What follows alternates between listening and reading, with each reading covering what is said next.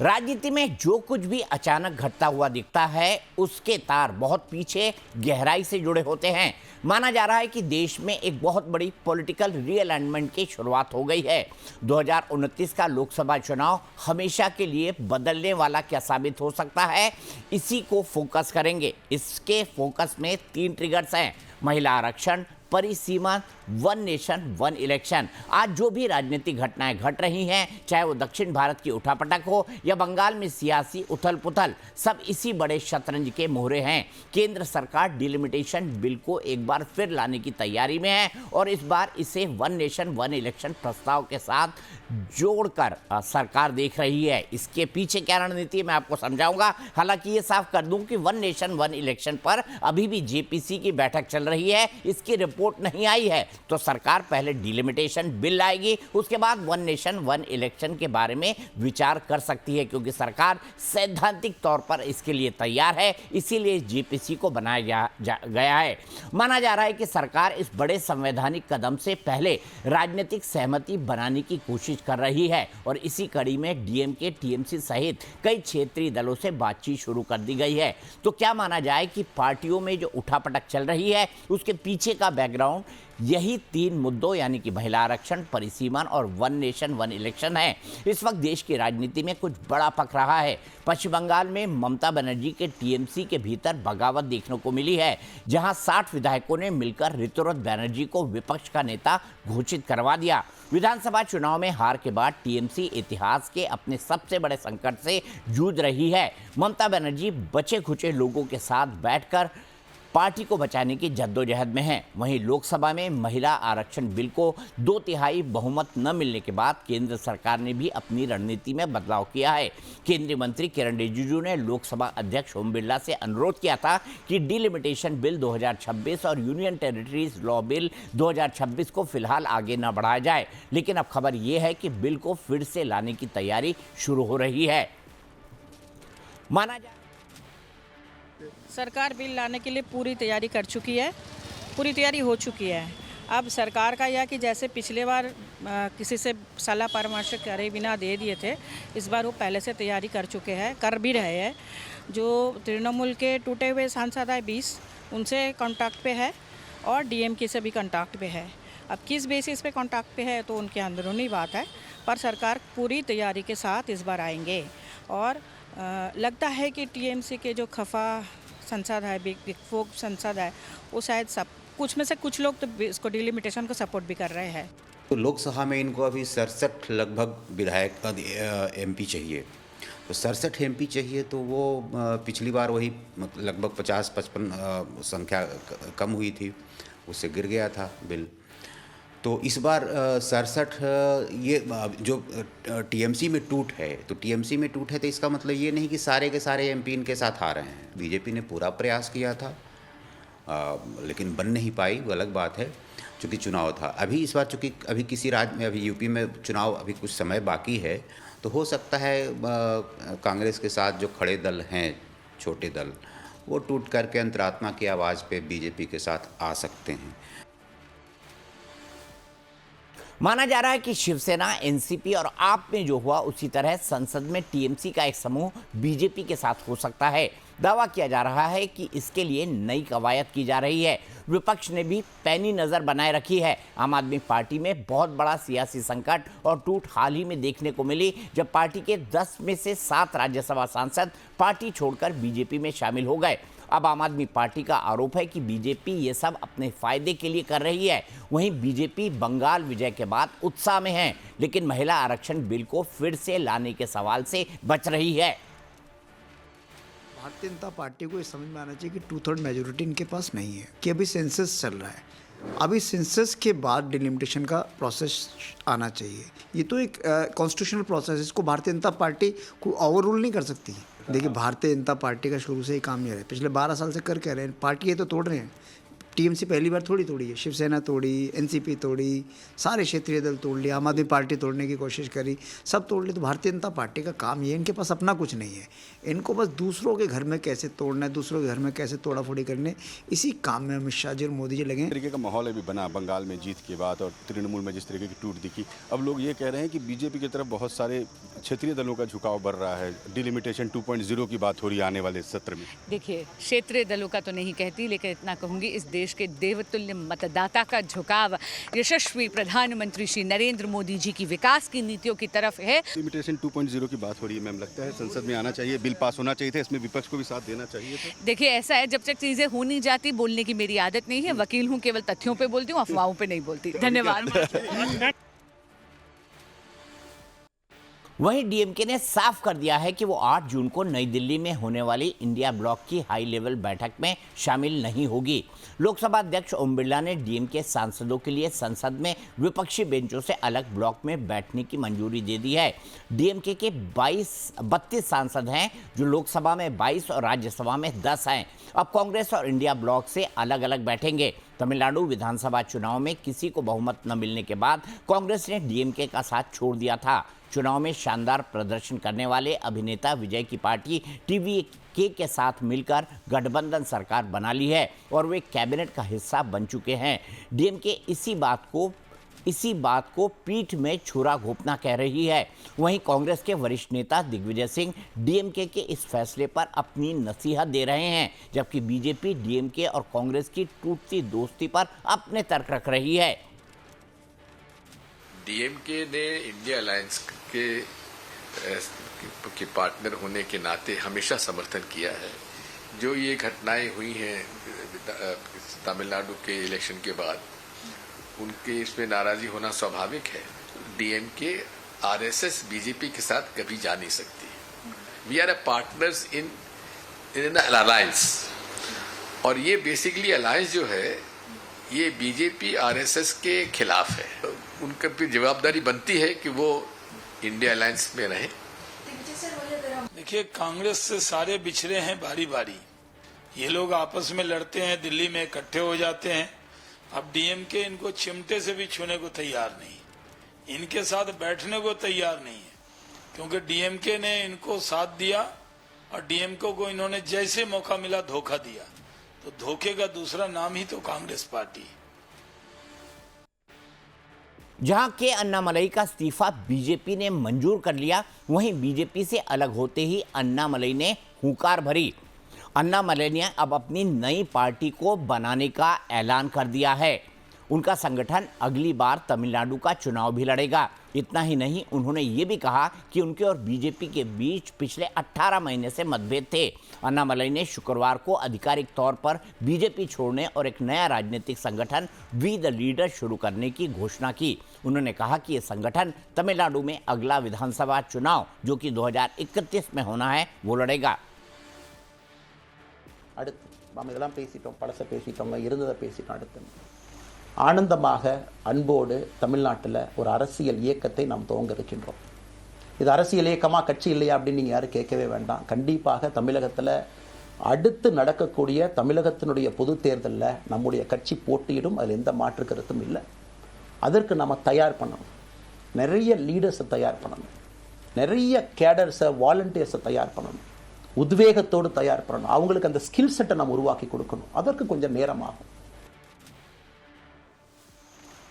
वहीं कर्नाटक में सिद्धरामैया के इस्तीफे के बाद डीके शिवकुमार मुख्यमंत्री तो बन गए, लेकिन आंतरिक नाराजगी और विधायकों के, मंत्रियों के इस्तीफे का दौर जो है अभी भी चल रहा है। ऊपर से देखने पर ये सिर्फ पार्टियों के आंतरिक झगड़े लग सकते हैं, लेकिन आप सभी को कनेक्ट करेंगे तो समझ आएगा कि सब 2029 के महाचुनाव से पहले अपनी अपनी जमीन सेव करने की कवायद है। अब बात करते हैं उस असली वजह की जो इस राजनीतिक उठापटक के पीछे है। पहले महिला आरक्षण बिल और परिसीमत की बात करते हैं, फिर वन नेशन वन इलेक्शन की बात करेंगे। संसद में जो महिला आरक्षण बिल पास हुआ वो सीधा जुड़ा हुआ है देश में होने वाली नई जनगणना और उसके बाद होने वाले परिसीमन से। परिसीमन के तहत लोकसभा सीटों का नक्शा दोबारा खींचा जाएगा। परिसीमन के बाद लोकसभा की सीटें 543 से बढ़कर 800 से ज़्यादा होने का अनुमान है। आबादी के हिसाब से उत्तर प्रदेश, बिहार, मध्य प्रदेश और राजस्थान जैसे राज्यों में लोकसभा की सीटें भारी संख्या में बढ़ेंगी। वहीं दक्षिण के राज्य जैसे तमिलनाडु, केरल और कर्नाटक को डर है कि देश की राजनीति में उनका प्रभाव कम हो जाएगा। जब 800 से ज़्यादा सीटों में से 33% सीटें यानी करीब 270 से ज़्यादा सीटें महिलाओं के लिए रिजर्व हो जाएंगे, तो आज के समय के कई दिग्गज पुरुष नेताओं की पारंपरिक सीट हमेशा के लिए गायब या बदल सकती है। यही वजह है कि पार्टियां अभी से अपने नए महिला चेहरों को तराशने और नई समीकरण बनाने में जुट गई हैं। तमिलनाडु में अन्नामलई का इस्तीफा और अपनी पार्टी शुरू करना हो या डीएमके और कांग्रेस का अलग होना, टीएमसी के अंदर एक नए गुट का बनना हो, ये सभी घटनाएं नए परिसीमन की तैयारियों का हिस्सा बन सकती हैं, ताकि वे दिल्ली के सामने अपनी बार्गेनिंग पावर न खोएं।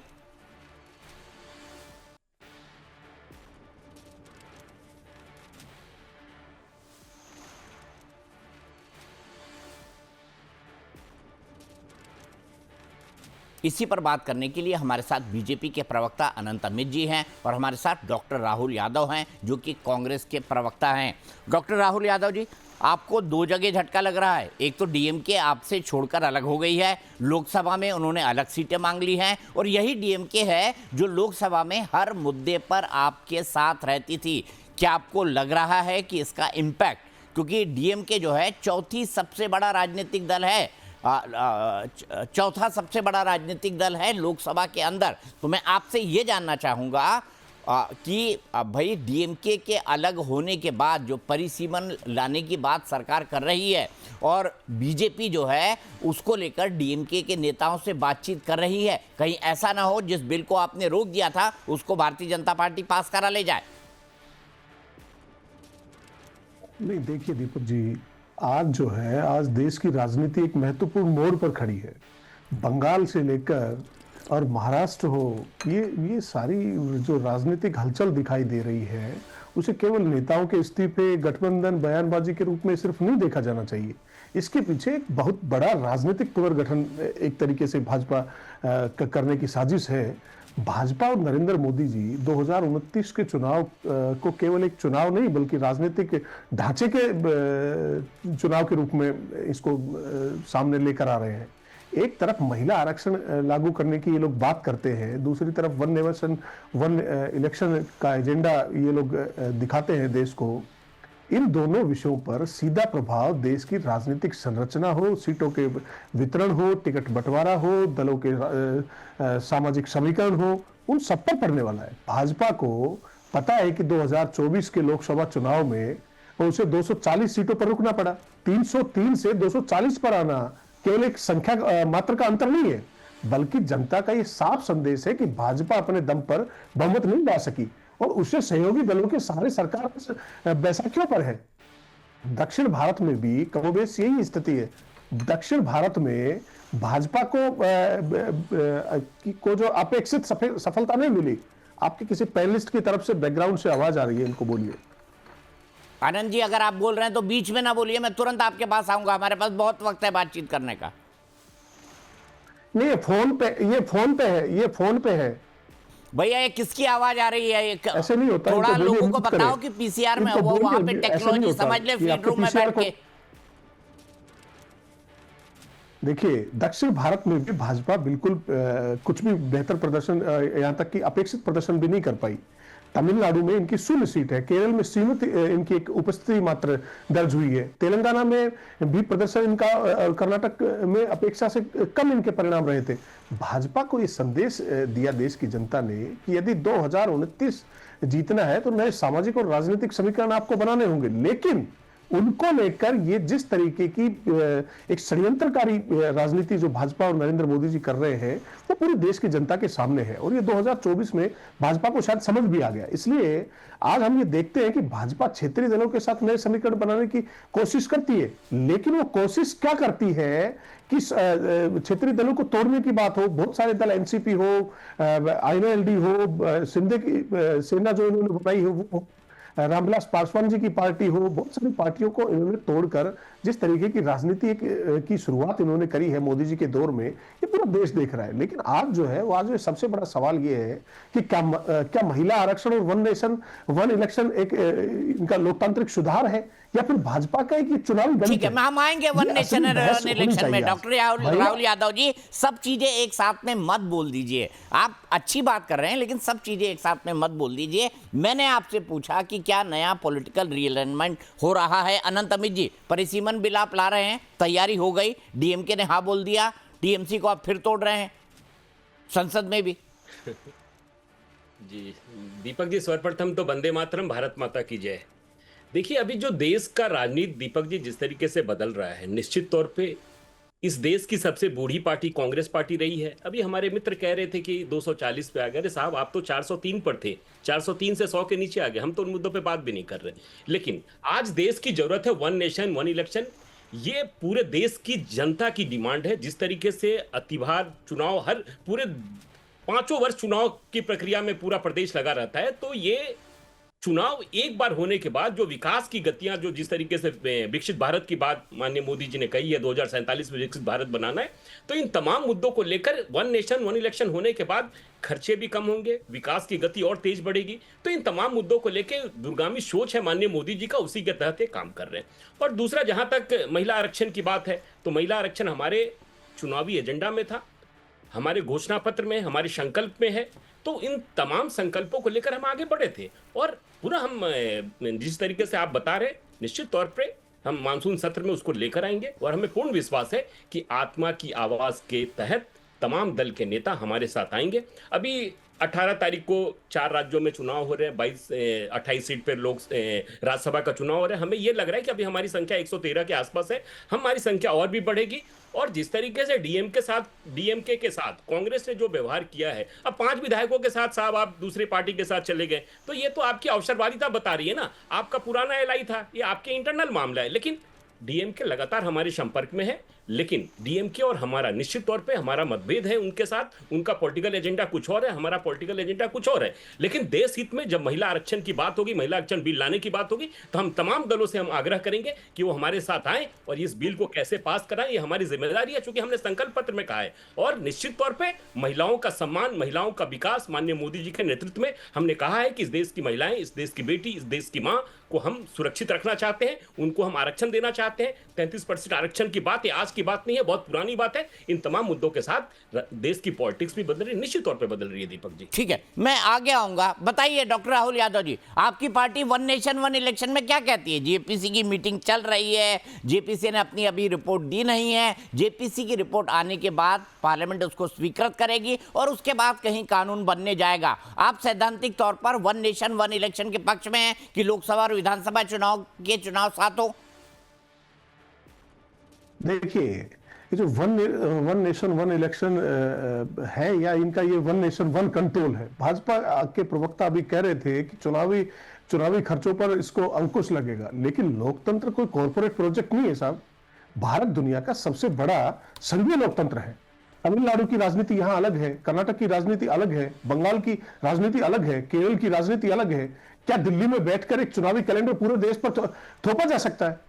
पूर्व राष्ट्रपति जो रामनाथ कोविंद जी हैं, उनकी समिति की रिपोर्ट के आधार पर Bhajpa one nation one election की बात करती है। लेकिन वो ये नहीं बताती कि यदि किसी राज्य सरकार का बहुमत बीच में खत्म हो जाए तो क्या होगा। क्या जनता को सरकार बदलने का अधिकार नहीं रहेगा? क्या राष्ट्रपति शासन लोकतांत्रिक विकल्प बन जाएगा? ये संविधान और संघवाद दोनों गंभीर सवाल खड़े करता है। तो दक्षिण भारत की में भाजपा की रणनीति जो है वो कुछ अलग है, कांग्रेस की रणनीति अलग है, विपक्षी दलों की अलग है। इस तरीके से हर स्टेट की, हर राज्य की राजनीतिक परिस्थितियां और भौगोलिक परिस्थितियां अलग अलग है। तो ठीक है, सारी चीजें मैं अब वन नेशन वन इलेक्शन पर आऊंगा। हक साहब, आपकी पार्टी क्या वन नेशन वन इलेक्शन के साथ है? और दूसरा मैं जानना चाहूंगा, आज का स्कोर क्या है? कितने सांसद राज्यसभा के और कितने सांसद लोकसभा के, कितने टूटने वाले हैं? मुझे जानकारी मिली 29 में से 20 लोकसभा के और 13 में से 6 राज्यसभा के। बिल्कुल सही दीपक जी। अभी जिस हिसाब से सूत्रों के हवाले से जो खबर आ रही है, आपने जो फिगर कहा यही बात है, ये हम भी सुनने को मिला है। आज समझ लिए कि हम लोगों का नई पार्टी का फिर से हिसाब से मतलब नई कमेटी का गठन हुआ है, जिसमें हमारी चेयरपर्सन ममता बनर्जी बनी हुई हैं और हमारे ऑल इंडिया तृणमूल कांग्रेस के जनरल सेक्रेटरी अभिषेक बनर्जी और तमाम नई कमेटी गठन हुआ है। लेकिन देखिए क्या परिस्थिति होगा, हमें समझ में आ रहा है कि ये आप लोगों के सामने में, सबके सामने में ये दिख जाएगा कि कौन क्या है और कितने लोग जा रहे हैं। लेकिन हालात बेहतर नहीं है, हमारे जो परिस्थिति है सब टूट के कगार पर है और हमारी सभी लोग जो है हमारी नेत्री ममता बनर्जी का पता नहीं क्यों साथ छोड़ने के दे रहे हैं। ये बहुत अफसोस होता है कि सिर्फ स्वार्थ के लिए या फिर सिर्फ अपने फायदे के लिए हमारी नेत्री ममता बनर्जी का साथ को छोड़ रहे हैं, जिन्होंने समझ लिए पहचान दिया, जिन्होंने मेंबर ऑफ पार्लियामेंट का दर्जा दिया। आज इस तरह के लेकिन राजनीति में बहुत से कम देखा गया है। लेकिन इन लोगों को कहेंगे अगर तो स्वार्थी भी कहेंगे तो कम होगा, सिर्फ स्वार्थ के लिए। लेकिन ममता बनर्जी जिन्होंने इतनी मेहनत मुशक्कत कर करके आज पार्टी बनाई है, आज समझ लिए कि आज, लेकिन दुख के इस घड़ी में ममता बनर्जी का सब हाथ छोड़ के जा रहे हैं, तो ये बहुत दुख वाली बात है। इससे क्या होता है, इससे समझ लिए कि बहुत प्रभाव पड़ता है कि ये दिल को बहुत आघात लगेगा। लेकिन ऐसे लोग जो है सिर्फ पार्टी ही दल बदलते रहेंगे, लेकिन इनको कभी फायदा नहीं हो पाएगा आने वाले दिनों में। दीपक जी, सुना है कि यूसुफ पठान ने भी ममता जी के लिए सीट छोड़ने से मना कर दिया। अब बताइए, गुजरात से लाके आपने बहरामपुर में उनको एमपी बना दिया, अब दीदी को ही आंखें दिखा रहे हैं। देखिए बात सही है, जब ऑलरेडी जिस हिसाब से जब प्रार्थी किया गया था, कैंडिडेट किया गया था, उस टाइम तक तो नहीं, जब जीत के आ गए तो समझ लिए कि उनके अभी बताया नहीं सकता है। ये बेईमानी है पार्टी के उच्च स्तरीय नेताओं के साथ में। अरे भाई, पार्टी आज हमको पार्टी की वजह कर आज मैं पहचाना जाता हूँ, आज मैं मोहम्मद इल्तिसामुल हक तृणमूल की वजह कर मैं पहचाना जाता हूँ। लेकिन दुख की इस घड़ी में पार्टी के साथ खड़ी रहना चाहिए। इस तरह का, चाहे वो यूसुफ पठान हो, चाहे वो कोई भी हो, इस तरह से पार्टी के साथ में बेईमानी वाली बात है। दीपक जी, इस तरह की विचारधारा के लोग, इस तरह के राजनीति वाले लोग जो है कभी भी फ्यूचर में कामयाब नहीं होंगे। तो ये हमारी पार्टी के साथ में बहुत दुख का घड़ी है। हम लोग इसको बहुत ही मेहनत करना होगा, बहुत मुशक्कत करना होगा, तब जाकर के समझ लिया। अभी टूट के कगार पर है, बिखर गया अभी हमारी पार्टी। तो बहुत ही नए ढंग से फिर से समझ लिया, जीरो से दीपक जी स्टार्ट करना होगा, जीरो से फिर मेहनत करना होगा, फिर जाकर हम लोगों को बहुत मेहनत करने का अभी ये है। घड़ी हमारी अभी सही नहीं है, अभी वक्त सही नहीं है और हमारी अभी समझ लिए कि मैं क्या कहूँ कि भाग भी साथ नहीं दे रहे हैं। हमारे सारे लोग जो है हमें अरे भाग्य का क्या भैया, हाथ छोड़ कर करके दूसरे वो कहते हैं ना, Karma is a very funny thing, it comes back. आपने जो कांग्रेस के साथ किया वही अब आपके साथ हो गया है। आपने भी तो ऐसे ही कांग्रेस को तोड़ तोड़ के टीएमसी बनाई थी। खैर हक भाई फिर कभी बात करेंगे, लेकिन मैं एक बात आपको कहना चाहता था। आज हक साहब पता है क्या गाना गा रहे हैं? मेरा सुंदर सपना टूट गया, मैं इलेक्शन में सब कुछ हार गया, बेदर्द भारतीय जनता पार्टी जीत गया, ऐसा ही गा रहे हैं ना हक साहब? जी जी जी जी जी। चलिए, वन नेशन वन इलेक्शन, आपकी पार्टी सोच भी पा रही है इसके बारे में कि नहीं सोच पा रही है? जी, वन नेशन वन इलेक्शन, क्या देश में एक चुनाव यानी विधानसभा और लोकसभा के चुनाव साथ साथ होने चाहिए?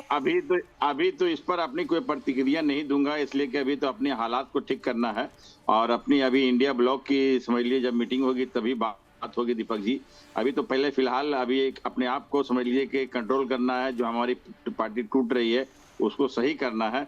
अभी वन नेशन वन इलेक्शन पे अभी हमको इस पर बात करना उचित नहीं होगा, इसलिए कि इंडिया ब्लॉक के जो भी हमारे घटक दल है सभी के सर्वसम्मति से ही जो कुछ भी बात होगी। दीपक जी, ये स्पष्ट रूप से मैं कहना चाहता हूँ। ठीक है अनंत जी, एक लाइन में जवाब।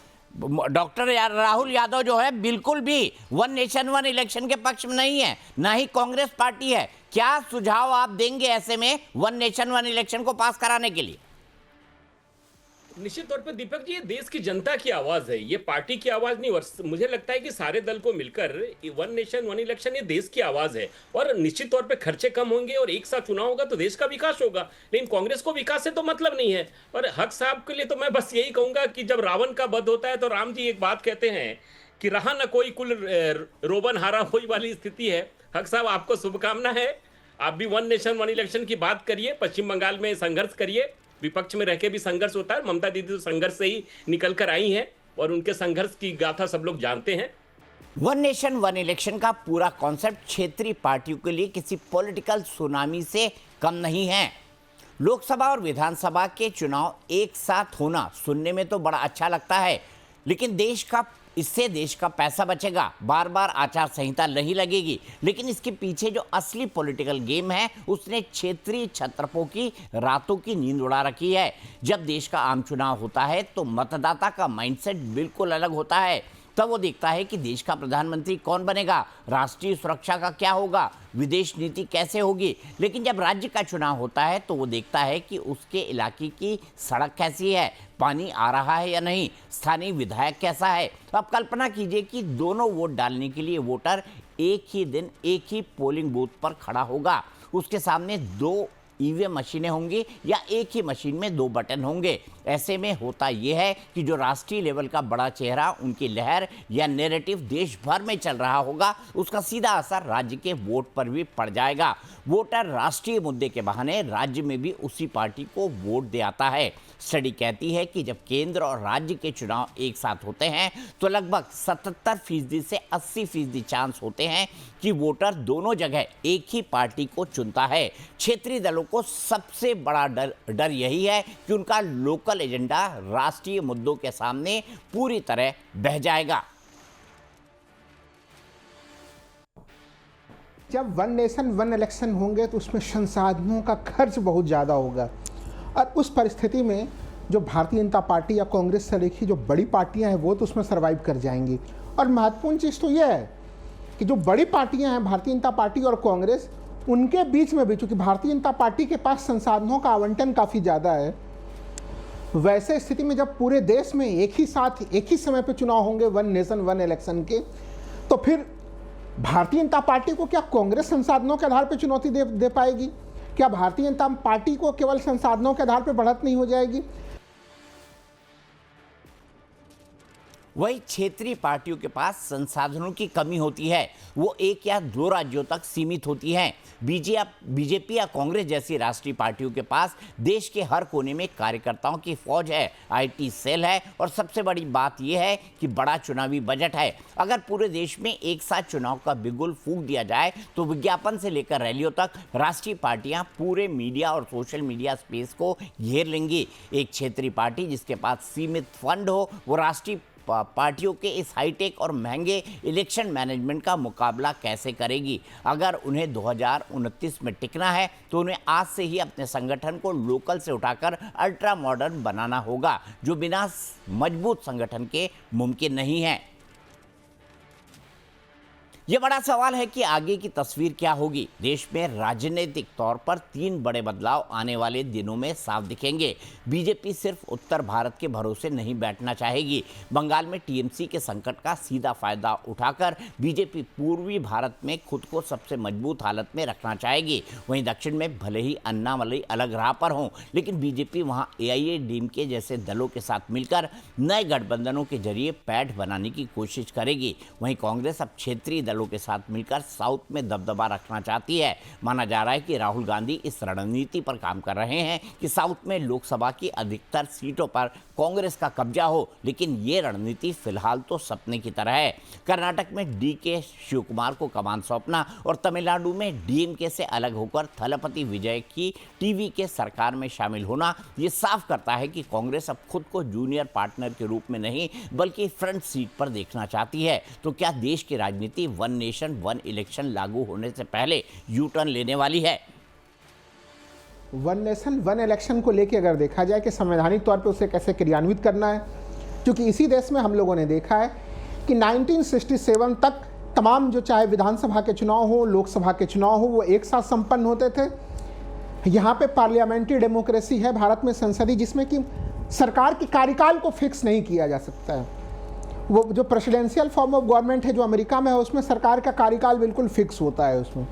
तो उस स्थिति में किस प्रकार से वन नेशन वन इलेक्शन लागू किया जाएगा, और वो लागू किया जाएगा तो क्षेत्रीय दलों के लिए अपने अस्तित्व के लिए संघर्ष की स्थिति जो पहले ही काफ़ी ज़्यादा कठिनाईपूर्ण है, उसमें और भी ज़्यादा कठिनाइयाँ बढ़ जाएंगी। ठीक है, तो अब वन नेशन वन इलेक्शन पर बात करेंगे। राहुल गांधी की साउथ की स्ट्रैटेजी और भारतीय जनता पार्टी की ईस्ट की स्ट्रैटेजी पर बात करेंगे। और मेरे साथ दो खास मेहमान अभी भी जुड़े हुए हैं। मेरे साथ बीजेपी के प्रवक्ता अनंत अमित जी हैं और मेरे साथ कांग्रेस के प्रवक्ता डॉक्टर राहुल यादव जी हैं।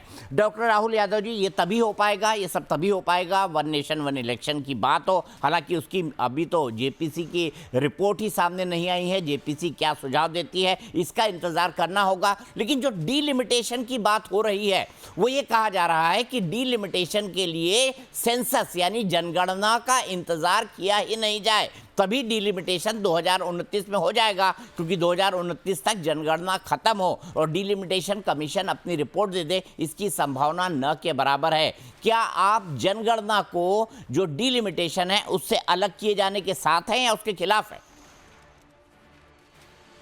नहीं, देखिए 2021 की जनगणना इस मोदी सरकार ने पेंडिंग रखी।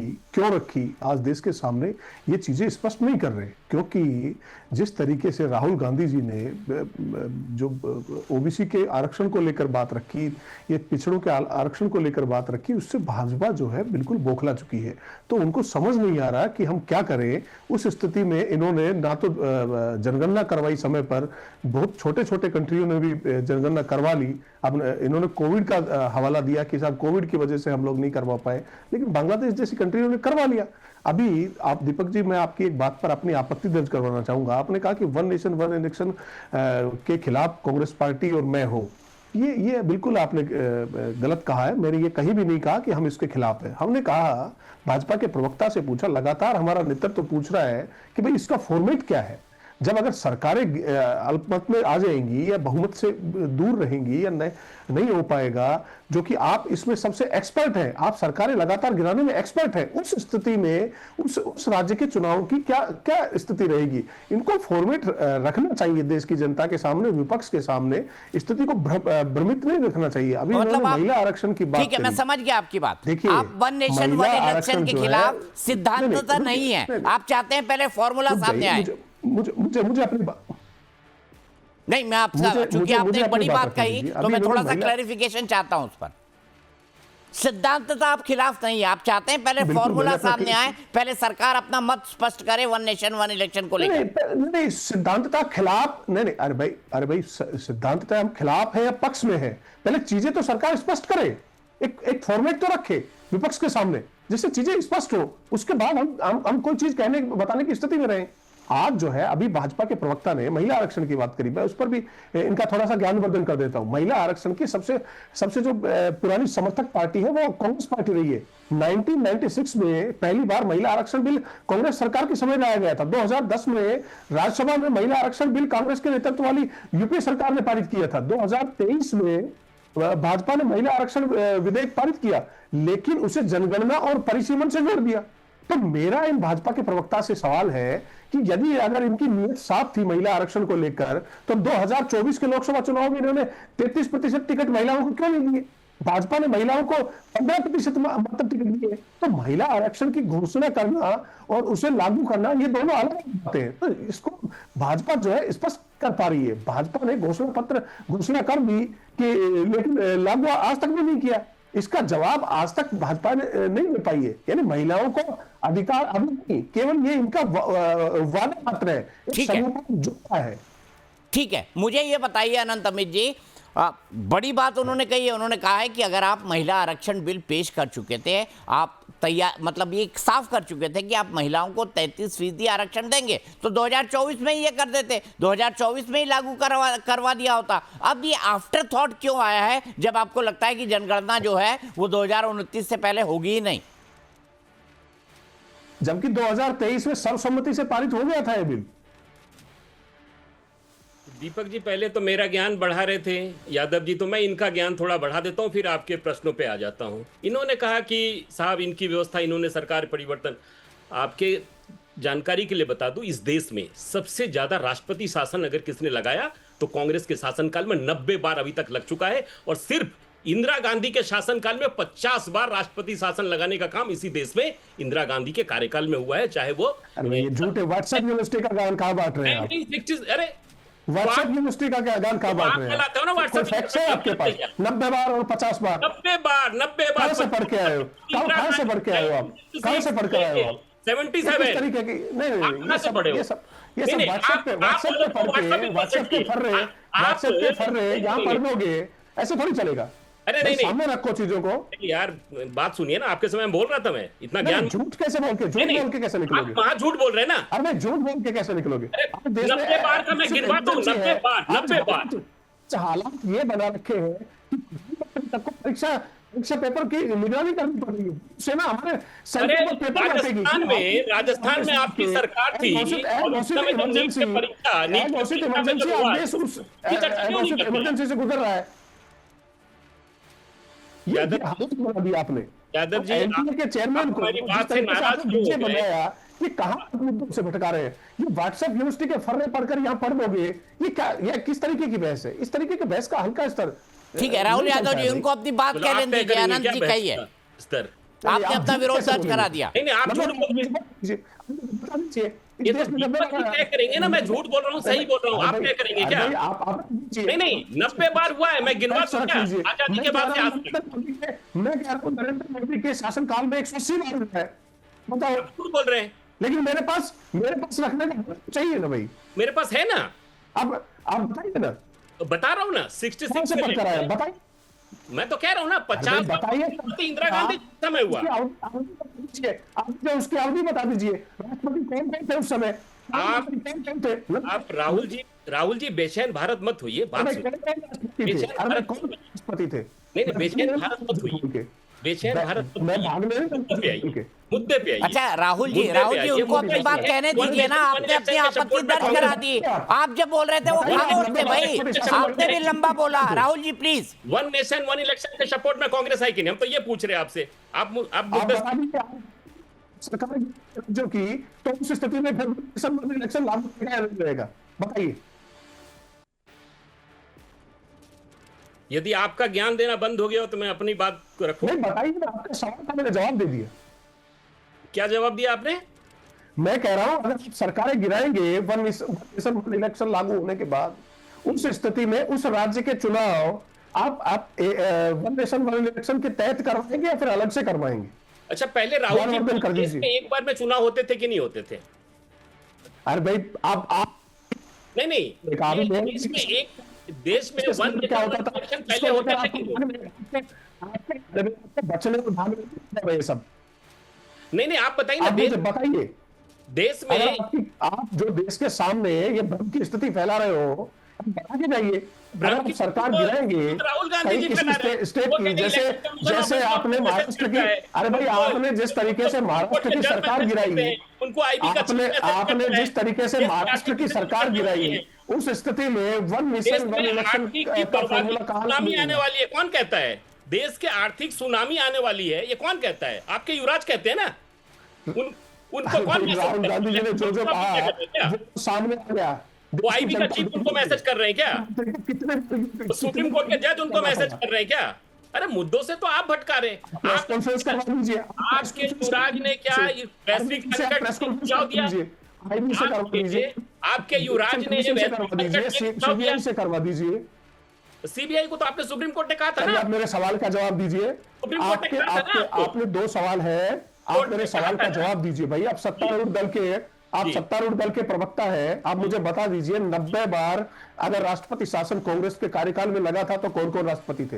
इलेक्शन के अगर आप देश पर अरे भाई नाम तो बता दीजिए। ज्ञानी जैल सिंह थे। चलिए 9 का नाम बताइए। चलिए 9 का नाम बताइए, 90 का छोड़िए। ज्ञानी जैल सिंह थे। 9 का नाम बताइए। एक तो नाम बता दिया ना मैंने। 90 का बता रहे थे। अरे भाई 9 का बता दीजिए 90 में से। आप पढ़े लिखे सबसे कराते, मैं बोल था। मतलब मैं तो कह रहा हूँ व्हाट्सएप यूनिवर्सिटी से पढ़कर आते हैं। आपकी सरकार होगी तो राष्ट्रपति तो आप ही के होंगे ना। आप बता दीजिए, नाम बता दीजिए। आप राहुल जी ये बता दीजिए कि वन नेशन वन इलेक्शन के सपोर्ट में कांग्रेस है कि नहीं? हम तो सिर्फ एक हाँ या ना में आप मेरे उस सवाल का जवाब नहीं है। अच्छा मैं तमाम सवाल का जवाब तमाम सवाल का जवाब दे रहा हूँ, लेकिन आप मुद्दा विहीन बातें कर रहे हैं ना। अरे भाई वन नेशन वन इलेक्शन को लेकर मैं अपनी बात में आपसे बता चुका, आपसे पूछ रहा हूं, फिर पूछ दे रहा हूं कि अगर किसी राज्य अच्छा, की इस बहस में नहीं सरकार उलझते, चलिए जो इससे कि बाहर आप निकलते कहते हैं, चलिए तो इससे बाहर वैज्ञानिक निकलते बताता हैं। है। तो उस स्थिति में वन नेशन वन इलेक्शन का फॉर्मूला काम करेगा या नहीं करेगा? बिल्कुल करेगा ना, उसके लिए संविधान बनिए, संविधान के तहत होगा। बताइए ना क्या करेंगे आप? संविधान में क्या प्रावधान करने जा रहे हैं? क्लैरिटी रखिए। एक मिनट डॉक्टर राहुल यादव, अनंत तमीज जी, डॉक्टर राहुल यादव जी, आपको पता है one nation one election bill अभी कहाँ अटका हुआ है? इसका जिम्मेदार कौन है? कहाँ पर है प्रोसेस में, कहाँ पर है वन नेशन वन इलेक्शन? आप बता दीजिए आपका फॉर्मेट क्या है? नहीं, एक मिनट राहुल जी, मैं आपसे पूछ रहा हूँ। हम तो कह रहे हैं कि कांग्रेस इसके लिए जिम्मेदार है। नहीं, नेहरू जी जिम्मेदार है भाई, आप गलत बोल रहे हो। आप अपना सॉफ्टवेयर अपडेट करो। भाजपा के प्रवक्ता तो नेहरू जी से शुरू करते हैं। अच्छा, ये आप अपडेटेड प्रवक्ता नहीं है भाई, आप अपना सॉफ्टवेयर अपडेट करवाइए, नेहरू जी से शुरू करिए। अच्छा, चलिए मैं यहाँ पर इस मुद्दे को ज्यादा नहीं खींचता हूँ, लेकिन राहुल यादव जी, आप सबसे ज्यादा ऐसे कैसे भागोगे? ऐसे मुस्कुरा के भागोगे? नहीं भाग कहाँ रहे? आप तो मुद्दे पे ही नहीं आ रहे ना। अरे मैं मुद्दे पे हूँ, मैं आपसे पूछ रहा हूँ। हम भाग कहाँ रहे हैं? वन नेशन वन इलेक्शन का अरे भाई वन नेशन वन, अरे भाई छोड़िए, बता दीजिए। नहीं आप बता दीजिए ना, आप तो मुद्दों की बात करिए। क्या कहा? इलेक्शन कमीशन ऑफ इंडिया ने उनको मैसेज किया, आईबी के आप प्रेस कॉन्फ्रेंस करवा दीजिए, नहीं कहा तो क्यों करवा दे? झूठे बातों पे अरे प्रेस कॉन्फ्रेंस करवा दो भाई। जो आदमी विदेश में भारत का लोकतंत्र खतरे में है, उसके लिए मैं प्रेस कॉन्फ्रेंस नरेंद्र मोदी क्यों करवा दे? शर्म आती है ये तो क्यों प्रेस के कॉन्फ्रेंस सामने जिस तरीके से आपने सरेंडर कर रखा है, पूरा देश देख रहा है, आपसे भर्ती परीक्षा तक ठीक से हो नहीं पा रही है। ये हालात बना दिया आपने मुल्क के। सेना आज सेंटर पर जाकर सेना लगानी पड़ रही है आपको। 14 से पहले इस देश में कभी भी भर्ती परीक्षा को लेकर नहीं हुआ था। 14 से पहले ऐसा कुछ नहीं हो रहा। 14 से पहले पूरा राम राज था क्या? मतलब आप बताइए ना, आपकी सरकार थी ना राजस्थान। 14 से पहले के लिए आप कब छुपेंगे? 14 से कैसे शुरू करते हैं? आप नेहरू जी से ऐसे बात मत बोले, चुप रहिए। नेहरू जी से शुरू करो। ठीक है, अब हो गई बड़ी तू मैं हो गई और मैंने आप दोनों को करने दी, लेकिन मैं अब आगे चलता हूं। डॉक्टर राहुल यादव जी, आपका मेन फोकस साउथ इंडिया है और आपने केरलम में सहयोगी दलों के साथ सरकार बनाई, तमिलनाडु में हालांकि वहां पर 224 में आपके मात्र 5 एमएलएज हैं, कर्नाटक में आपकी सरकार है, तेलंगाना में आपकी सरकार है। आप साउथ से मैक्सिमम चाहते हैं 2029 के लिए, लेकिन सवाल तब खड़े होता है जब राहुल गांधी के एक बहुत बड़े डिसीजन के बाद कि सिद्धरामैया को हटा के DK शिव कुमार को बनाया जाएगा, उसके 24 घंटे के अंदर एक मंत्री इसलिए इस्तीफा देता है क्योंकि उनको मलाईदार बेंगलोर डेवलपमेंट से जुड़ा हुआ जो मंत्रालय है वो नहीं दिया गया। तो ये तो सर मुड़ाते ओले पड़े वाली बात हुई राहुल जी। नहीं देखिए, ये हमारी पार्टी के आंतरिक मामलात हैं, इस पे हमारा नेतृत्व संज्ञान लेगा और सारी चीजें हमारे पार्टी नेतृत्व इसको देख रहा है। ये हमारा आंतरिक मामला है, हम इसको मिल बैठकर देख लेंगे। ये पार्टियों में होता है, सबकी अपेक्षाएं होती है, उनकी वरिष्ठता है, वो सारी चीजें हैं, उनको ध्यान में रखकर कहाँ कोई चूक है, कहाँ कोई लैक है, वो सारी चीजें ठीक कर ली जाएंगी।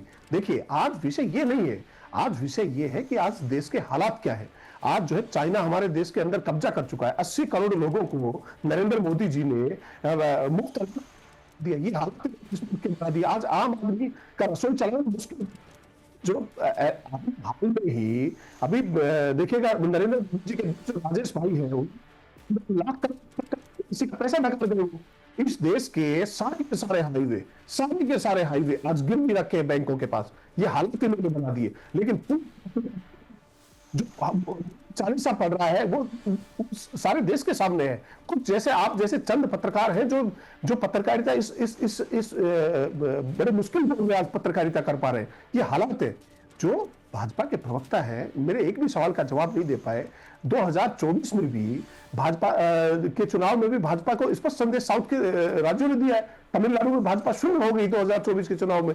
केरल में पहली बार इनको सीट मिली, लेकिन वो किसी स्थिति में कोई निर्णायक स्थिति में नहीं है।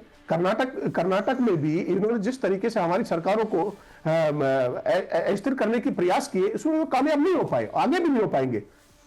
भाजपा जानती है कि दक्षिण भारत से अगर इनको 50 से 60 सीटें अतिरिक्त नहीं मिली तो 2029 का रास्ता इनका बिल्कुल बंद हो चुका है। और आप तो उत्तर भारत में साफ है ना, जहां से सबसे ज्यादा सीटें आती है राहुल जी, इसको कैसे बोल सकते हैं? पर आप तो उत्तर भारत में साफ है ना। सरकार है पर आप तो उत्तर भारत में साफ है, जहां से सबसे ज्यादा सीटें आती है लोकसभा की। 80 और 40 मिला दे तो 120 तो खाली बिहार और उत्तर प्रदेश से आती है। डिलिमिटेशन के बाद और बढ़ जाएंगी। दीपक जी, आंध्रा में भी 0 है। तो साउथ अरे भाई, हमने आपको बैसाखियों पे ला दिया। अभी देखते जाइए जिस तरीके से आपने आपका जो चंडीगढ़ मॉडल पूरे देश में, चंडीगढ़ मॉडल जो पूरे देश में लागू किया, ये उसकी जीत है भाई। और फिर भी 240 पर है, आप बैसाखियों पर हैं। जो चंडीगढ़ मॉडल पूरे देश ने देखा था, अनिल बसी वाला, कम बेस, ये हालत है। आप नहीं कर सकते इन सब चीजों पे। राहुल जी, चुनाव कर लीजिए, चुनावी प्रक्रिया को पारदर्शी रख लीजिए, आपके सामने नतीजे आ जाएंगे। बैलेट पेपर पर किस तरीके से बंगाल में विपक्षी दलों को लीड मिली थी, ये सारी चीजें हैं। 65 तो बंगाल में SIR के तहत इन्होंने उन लोगों के नाम काट दिए जिन्होंने चुनावी प्रक्रिया में हिस्सा लिया और चुनाव। कांग्रेस देश में कहां है? दिल्ली में 0, आंध्रा में 0, ठीक है। पश्चिम बंगाल में 2, कांग्रेस कहां है? बिहार में 2, उत्तर प्रदेश में 0। अरे भाई, कांग्रेस वहां, कांग्रेस कहां है ये बताइए ना। जहां से आपको बैसाखियों पर ला दिया। आपने कहा कि भारत की व्यवस्था, आप ये बताइए 2014 भारत की विदेशी मुद्रा कितनी थी? 331 अरब डॉलर की थी, और आज 728 अरब डॉलर की विदेशी मुद्रा है। ये यशस्वी प्रधानमंत्री मोदी जी के नेतृत्व में बढ़ता हुआ भारत है। आपने कल रूस के राष्ट्रपति का बयान देखा है? आपने रूस के राष्ट्रपति का बयान देखा? नहीं, आपने रूस के राष्ट्रपति का बयान देखा? हमने ट्रंप का बयान देखा। हाँ, देखा ना, बहुत अच्छा। मैं ये पूछना चाह रहा था, आपने देखा ना ट्रंप का भी बयान? ट्रंप ने कहा, मतलब वही मैं आपको करियर बर्बाद कर दिया, लग रहा है। रशिया का तेल खरीदना, ये बयान हमने देखे। तमाम जिस तरीके से मोदी जी ने आपको समझ रूस के राष्ट्रपति का बयान आपने देखा कि नहीं देखा? के सामने ये सारा देश देख रहा है। आप मोदी जी एप्स्टीन फाइल के नीचे इतने चुके हैं कि ट्रंप का टे तक नहीं बोल पाते, ना पार्लियामेंट में बाहर नहीं पाते। इतने कमजोर प्रधानमंत्री इस देश को दुनिया भारत के इतिहास में, कि जो एक प्रेस कॉन्फ्रेंस अपने 12 साल में नहीं कर पाया।